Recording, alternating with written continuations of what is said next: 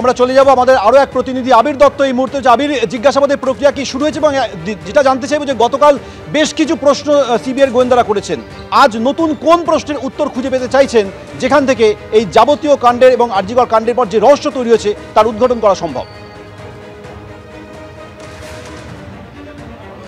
দেখো, শুরুতেই তোমায় জানাই জিজ্ঞাসাবাদের প্রক্রিয়া শুরু হয়েছে এবং যেটা মূলত সিবিআই আধিকারিকরা তারা জানতে চান যে এই যে ঘটনা যেখানে একজন ডাক্তারি পড়ুয়াকে নৃশংসভাবে ধর্ষণ করে খুন করা হয়, সেই ঘটনার পেছনে কোনো ষড়যন্ত্র রয়েছে কিনা। কেন ষড়যন্ত্রের বিষয়টা তারা ভাবছেন, তার কারণ হচ্ছে পরিবারের সদস্যরা ওই ডাক্তারি পড়ুয়ার তারা স্পষ্ট করে বলেছেন যে তারা একাধিক অভিযোগ সিবিআই এর কাছে করেছেন।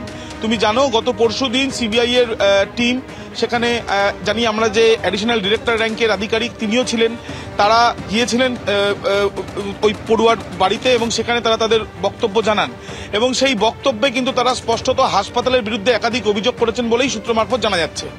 এবং এই যে অভিযোগ, সেখান থেকে তদন্তকারীরা মূলত জানতে চান যাদের বিরুদ্ধে অভিযোগ তোলা হচ্ছে বা যে যে বিষয়গুলো পরিবারের তরফ থেকে বলা হচ্ছে, সেই ক্ষেত্রে যাদের দায় বর্তায় তার মধ্যে অন্যতম কর্তৃপক্ষ, সেই কর্তৃপক্ষদের বেশ কয়েকজন, যেমন আমরা দেখেছি অপসারিত এমএসভিপি তিনি এসেছিলেন, গতকালও এসছেন, এছাড়াও দেখা গেছে চেস্ট ডিপার্টমেন্টের এইচওডি তিনি এসেছিলেন, এছাড়াও চিকিৎসকদের যারা ময়নাতদন্ত করেছিলেন সেই চিকিৎসক এরকম তিনজনকে ডাকা হয়েছিল, ময়নাতদন্ত এবং ময়নাতন্ত্রের রিপোর্ট যারা তৈরি করেছিলেন তারা এসেছিলেন, এমনকি ডিনার করেছিল যারা পড়ুয়ারা, তারা ওই তরুণীর সঙ্গে অর্থাৎ ওই ডাক্তারি পড়ুয়ার সঙ্গে তাদেরকেও ডাকা হয়েছিল।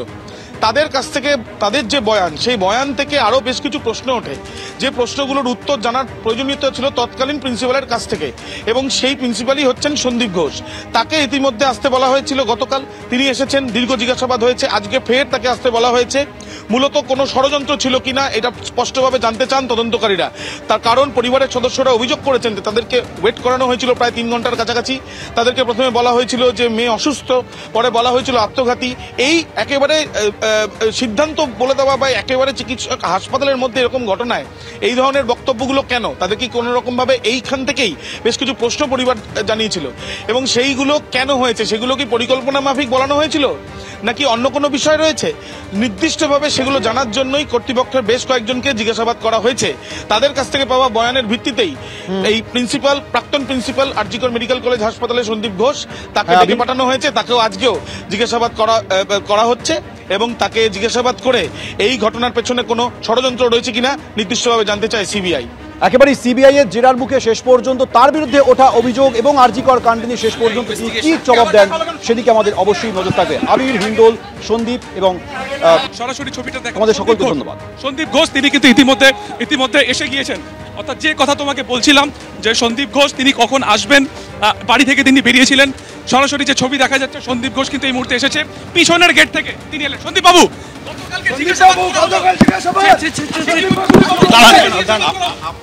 কথা বলবেন না, ইনভেস্টিগেশন আবার ডাকা হলো কেন? সন্তুষ্ট নয় সিবিআই?